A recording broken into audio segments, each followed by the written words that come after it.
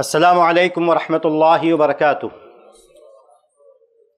الحمد للہ رب العالمین والصلاة والسلام علی خیر خلقہ محمد وعلی آلہ وصحبہ اجمعین ومن تبعہم بإحسان الی یوم الدین۔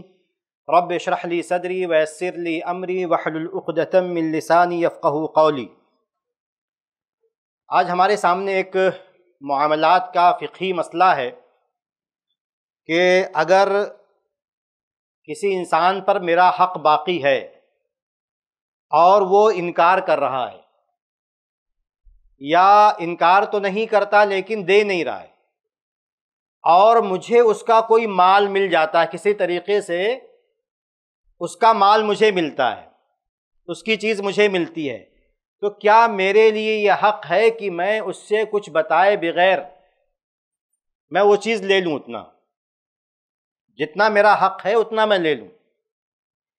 یہ اس کو فقہائے کرام کی اصطلاح میں کہتے ہیں عربی زبان میں الظفر بالحق، کہ انسان اپنا حق کہیں اور پا لے جو اس کا تھا، اصل میں باقی تھا کوئی شخص۔ اور اب صورتحال یہ ہے کہ اس کی شرطیں ہیں کچھ، انشاءاللہ شرطیں آخر میں بیان کریں گے، لیکن پہلے کوئی ایک دو دلیلیں اور اس کے بعد شرطیں کہ کس صورت میں آدمی لے سکتا ہے، کیا شرطیں ہیں، کن شرطوں کے ساتھ اپنا حق ایسے وصول کر سکتا ہے۔ تو پہلے دلیلیں ہیں، سورہ بقرہ آیت نمبر 194 میں اللہ تبارک و تعالیٰ نے ارشاد فرمایا فَاعْتَدُوا عَلَيْهِ بِمِثْلِ مَا اعْتَدَى عَلَيْكُمْ، کہ اگر تم پر کوئی زیادتی کرے تو تم ویسے ہی زیادتی کر سکتے ہو، اتنی ہی زیادتی تم کر سکتے ہو۔ ایک دوسری آیت ہے سورہ نحل آیت نمبر 126، اللہ تبارک و تعالیٰ نے ارشاد فرمایا فَعَاقِبُوا بِمِثْلِ مَا عُوقِبْتُمْ بِهِ، کہ تم بھی اتنی سزا دو جتنی سزا تم کو دی گئی ہے، جتنا تم کو ستایا گیا ہے اتنا تم بھی ستا سکتے ہو، اتنا حق تم بھی لے سکتے ہو۔ یہ قرآن کریم کی دو دلیلیں۔ حدیث کی دلیلیں کیا ہے؟ ایک مشہور حدیث ہے صحیح بخاری اور صحیح مسلم کی، کہ ہند بنت عتبہ رضی اللہ تعالی عنہ، جو ابو سفیان رضی اللہ تعالی عنہ کی بیوی ہیں، وہ نبی کے پاس آئیں اور انہوں نے کہا کہ اللہ کے رسول صلی اللہ علیہ وسلم، ابو سفیان کنجوس آدمی ہے، مجھے اتنا نہیں دیتے جو میرے اور میرے بچوں کے لیے کافی ہو، اتنا خرچہ اتنا نفقہ نہیں دیتے جو میرے اور میرے بچوں کے لیے کافی ہو۔ تو نبی نے فرمایا خُذِي مَا يَكْفِيكِ وَوَلَدِكِ بِالْمَعْرُوفِ، کہ تم جو ہے ابو سفیان کے مال میں سے اتنا لے لو جتنا تمہارے لیے اور تمہارے بچوں کے لیے کافی، اتنا لے سکتے ہو، وہ بتانے کی ضرورت نہیں ہے، نبی نے ان کو یہ حکم دیا۔ اسی طرح ایک دوسری حدیث ہے، بخاری مسلم کی ہے، نبی نے فرمایا صلی اللہ علیہ وسلم کہ اگر تم کسی قوم کے پاس جاتے ہو اور تمہارے لیے مہمانی کا سامان دیا جاتا ہے، تمہاری مہمانی کی جاتی ہے، تمہاری میزبانی کی جاتی ہے، تمہیں کھلایا پلایا جاتا ہے، تب تو فقبلوا، اسے قبول کر لو۔ لیکن اگر تمہیں نہیں دیا جاتا، تمہاری مہمانی نہیں کی جاتی، فَخُذُوا مِنْهُمْ حَقَّ الضَّيْفِ، تم سے مہمان کا حق لے لو، ان سے مہمان کا حق تم لو، چھین کے لو، اسی طرح ان سے لو۔ اب اس کی تفصیلات میں نہیں جائیں گے، لیکن اس سے بھی حدیث سے پتہ یہ چلا کہ اگر کوئی حق ہے تو وہ حق جو ہے لیا جا سکتا ہے۔ اسی لیے امام بخاری رحمہ اللہ نے صحیح بخاری میں جو باب قائم کیا ہے کہ قصاص المظلوم اذا وجد مال ظالمہ، کہ مظلوم اپنا بدلہ لے سکتا ہے اگر وہ ظالم کا مال پائے تو اپنا حصہ، اپنا حق، اپنا بدلہ لے سکتا ہے۔ یہ تمام حدیثیں اور آیتیں بتاتی ہیں کہ اس صورت کا جواز ہے کہ اگر میرا حق کسی پر باقی ہے اور وہ انکار کرتا ہے یا نہیں دیتا ہے، اور اس کے بعد اس کا کوئی مال میرے پاس آ جاتا ہے کسی راستے سے، تو میں وہ اتنا حق جتنا میرا ہے میں لے سکتا ہوں۔ لیکن شرطیں کیا ہیں؟ چند شرطیں ہیں۔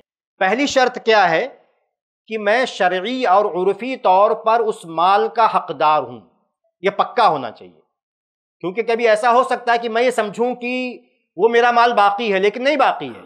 اگر کسی اور کے پاس میں مسئلہ لے کے جاؤں گا تو کچھ ایسا ڈسپیوٹڈ معاملہ ہے، میں سمجھ رہا تھا کہ میں نے اتنا کام کیا تو اتنا ہونا چاہیے تھا میرا، لیکن جب میں کسی دوسرے کے پاس معاملہ لے کے جاؤں تو لوگ بتائیں کہ تمہارا 500 تھا، تم 800 مانگ رہے ہو، تمہارا 800 کا حق نہیں ہے، تمہارا 500 کا حق ہے، تو ایسا کوئی بھی معاملہ ہو سکتا ہے. اس لیے پہلی شرط یہ ہے کہ جس حق کو میں کہہ رہا ہوں کہ میرا حق ہے وہ شرعاً اور عرفاً یعنی لوگوں کے درمیان وہ حق میرا ثابت ہونا چاہیے کہ وہ میرا حق ہے.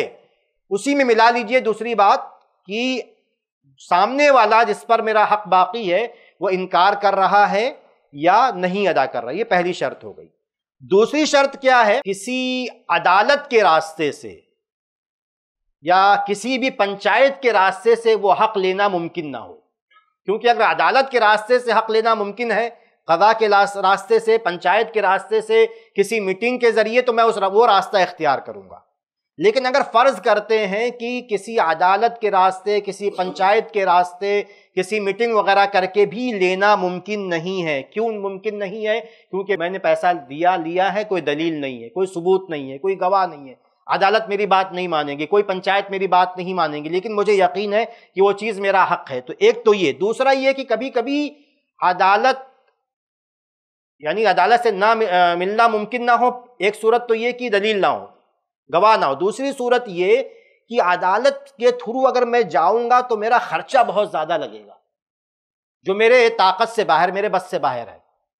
مجھے 1 لاکھ نکالنا ہے، لیکن اگر عدالت کے تھرو جاؤں گا، اتنا کرپشن آ گیا ہے، فرض کیجئے اتنا کرپشن ہے کہ اگر میں عدالت کے راستے جاؤں گا تو میرا 50,000 روپیہ اس میں خرچہ ہو جائے گا 1 لاکھ نکالنے میں. اور یہ کوئی عام سی بات ہے، یہ ہوتا ہے. تو اس لیے علماء نے کہا کہ عدالت سے لینا ممکن نہ ہو.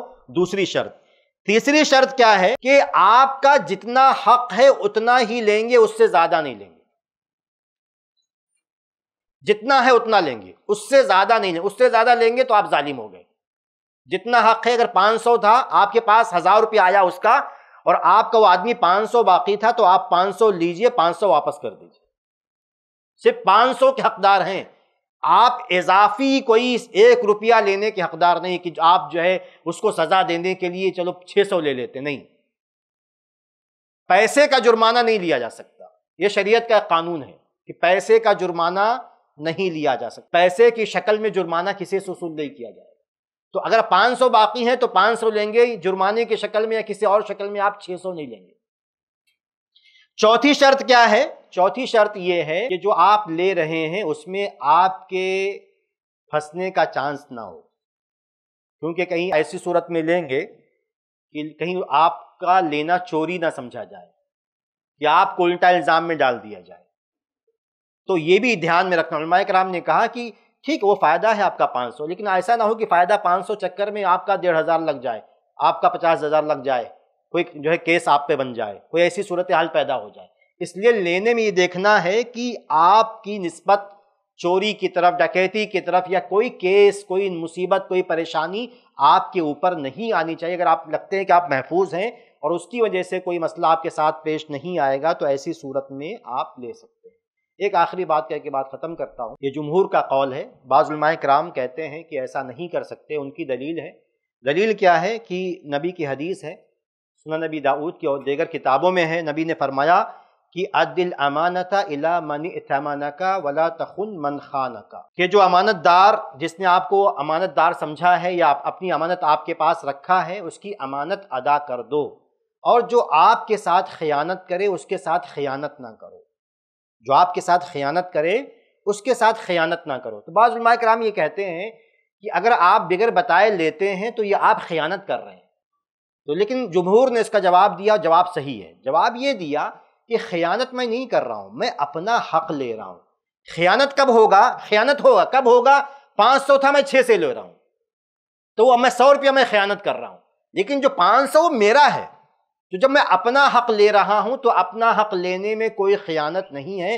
خیانت اسی صورت، نبی کی حدیث کا مفہوم یہی ہے کہ خیانت اسی صورت میں ہوگا جب دوسرے کا حق تم لوگے، بلا وجہ تم دوسرے کا مال کھاؤ گے تو خیانت ہوگا. لیکن اگر حق کے ساتھ تم اپنا مال لے رہے ہو تو ایسی صورت میں اس کو خیانت نہیں کریں گے. یہ ایک اہم مسئلہ تھا. اللہ تعالیٰ سے دعا ہے کہ اللہ تبارک و تعالیٰ اس مسئلے کو سمجھنے اور جو ہے بہتر انداز پہ اس میں عمل کرنے کی توفیق عطا فرمائے. آمین. السلام علیکم ورحمۃ اللہ وبرکاتہ. ایسے ہی فائدہ مند اسلامک ویڈیوز دیکھنے اور منہج سلف پر کتاب و سنت کی تعلیمات کو عام کرنے میں ہمارا تعاون کریں تاکہ آپ کے لیے ذریعہ نجات، جنت کے حصول کا سبب، ساتھ ہی مال میں برکت و اضافے کا ذریعہ بھی بنے. آمین. جزاک اللہ خیرن.